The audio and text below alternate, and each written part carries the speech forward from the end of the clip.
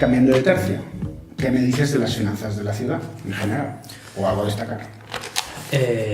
Bueno, respecto a este tema, en el PERIC tenemos que reconocer que comparado con otras ciudades, pues efectivamente, algo que se ha dicho mucho es cierto, que la situación de las finanzas de Barcelona no es tan mala o no se ha gestionado tan mal como la de otras ciudades. Por ejemplo, me viene a la cabeza Madrid con su nivel récord de deuda, ¿no? El liberal de Gallardón de Josué. Sí, hizo de las suyas. Entonces, comparado... ¿Entiendes el liberal en sentido sarcástico? Sí, liberal.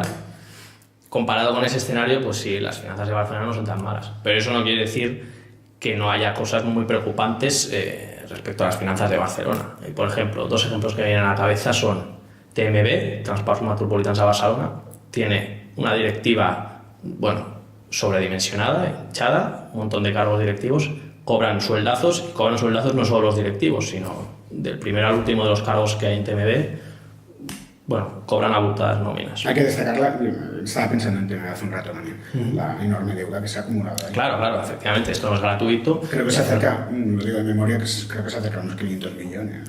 Muy posiblemente, yo tampoco tengo el dato de memoria en la cabeza, pero sí, es un nivel de endeudamiento ciertamente estratosférico.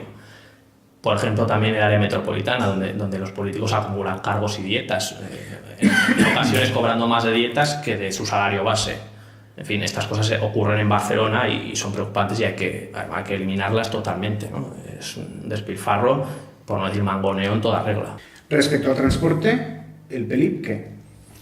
Bueno, como libertarios, pues nuestra propuesta no podía ser otra que una decidida liberalización del sector, liberalización real, que haya concurrencia de empresas y, en fin, que estas empresas compitan libremente en el mercado y sean los usuarios los que tomen sus decisiones y decidan de cuál ser usuarios. En el TMB, competencia en el autobús, por ejemplo. Por ejemplo, en el autobús, sí, liberalizar el sector totalmente, sí.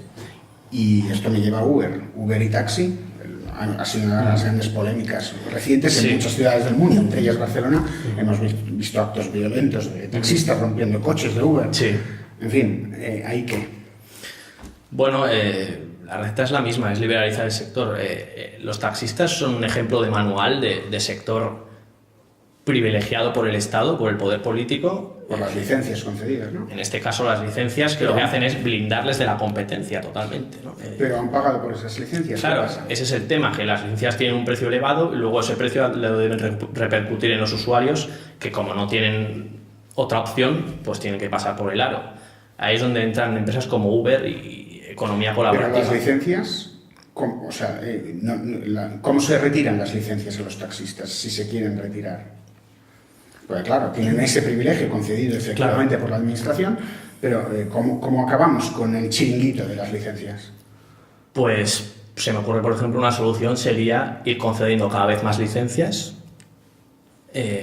a un precio cada vez... A otros, o sea, no limitar el cupo. Exacto, ir abriendo el sector. Buena idea. Hasta porque había oído propuestas de rescate de licencias, es decir, que el ayuntamiento recomprase las licencias. Yo solo faltaría eso, ¿no? Hemos rescatado a la banca y ahora vamos a rescatar también a la banca. O sea, optas por que el mercado se sature, en todo caso, de... Efectivamente, realmente abrir ese sector y que realmente la concurrencia de empresas sea libre. Automáticamente las licencias se devaluarían. Claro, evidentemente la consecuencia sería esa. Con lo esa cual, pérdida la asumirían los taxistas actuales. Pues como en el caso de la banca, quien debe asumir la pérdida pues serían los acreedores. En este caso, el papel de acreedor sería el del taxista. Que haya adquirido una licencia a precio elevado, pues no nos parece excusa para limitar la competencia en el sector. Como en el caso de Uber, por ejemplo, ¿no?